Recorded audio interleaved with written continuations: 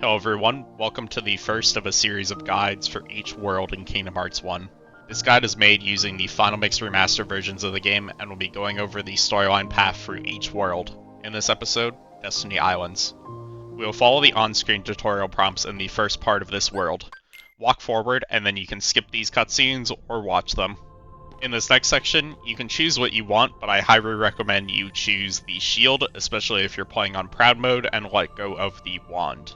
The shield gives you the best defensive abilities earlier on, which makes Proud mode a lot easier than it would be otherwise. Skip these cutscenes or watch them.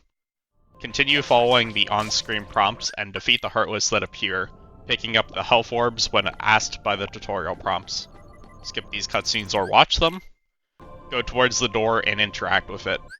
Next, you'll have to open a chest and then smash a box and pick up the item in it. The on-screen tutorial will then mention picking up the crate that spawns, but this isn't actually required, you just have to break it as well. Interact with the door again, and then you can skip this cutscene or watch it. In this next section, you have another decision to make. I recommend choosing all of the first options on this list. This will make the first 50 levels faster and easier to obtain, while choosing the third options on the list will result in the opposite. The middle option gives a standard XP rate across all levels to level 100 in the game. I choose the first option as it makes the leveling process faster during the story portion of the game, which will also make it easier. You can grind levels in the late game if you want to do post-game content, skip this cutscene or watch it, and then fight off more Heartless. Save your game and continue up the bridge to the next platform. You run into Darkside, your first boss. Defeat it by hitting its hand and dodging the attacks. These attacks are pretty easy to dodge, and jump attacks will allow you to kill it slightly faster. If you want, you can also jump onto its arm like shown and climb in to hit its head. This will give you some extra experience as well as do more damage. Skip this cutscene or watch it after defeating Darkside, and you'll find yourself on the island. Talk to Kairi, you'll be tasked with finding 2 logs, 1 rope, and 1 cloth. The first log is directly beside and under the bridge behind you. The cloth is up at the top of the large tree on the wall. Walking up to any of these items will collect them, by the way. The rope is up the ladder over here on the ground. And the last log is where Riku is on the Solo Island. Jump up and cross the bridge to go collect it, then return the items to Kairi. Skip this cutscene or watch it. Head to the door that Kairi was standing in front on the previous day and go through it, then talk to Riku. Enter whatever name for the raft you want. This has no effect on the game or gameplay. Skip this cutscene or watch it.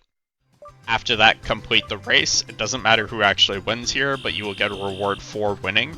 If you want to win, touch the star and then run back to the entrance. Skip this cutscene or watch it. Run over here to Kairi at the raft. You'll have to collect some more materials for the raft on this day. 1 seagull egg, 3 mushrooms, 2 coconuts, 3 fish, and some drinking water. Go over to the trees directly across from the raft and swing at them until you get a yellow coconut that falls from the tree. Collect 2 of these by walking over them. Go to this rock near the raft and push it to the side. Grab the mushroom inside. At the base of this tower, there's another mushroom in the corner. Pick it up. Run to this hole in the wall to get some fresh water. Go back through the door beside Riku to the first area and run into the ocean over here. Run up to the 3 fish that are out here to loot them.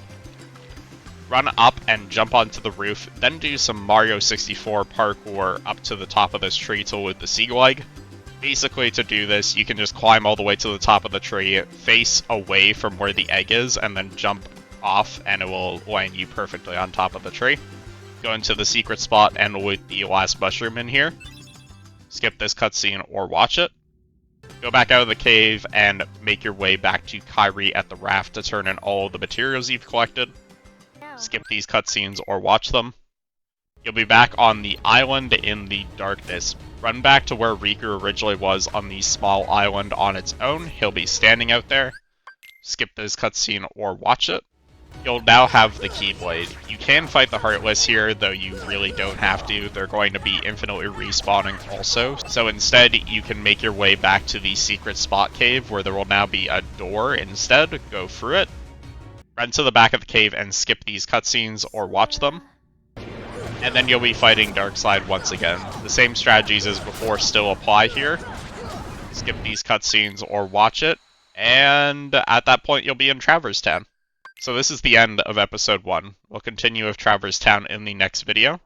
I hope these guides help anybody that gets stuck on where to go or how to navigate through the worlds, or if you're trying to get the speedrun trophies. Thank you for watching, and I hope to see you in the next video for Traverse Town.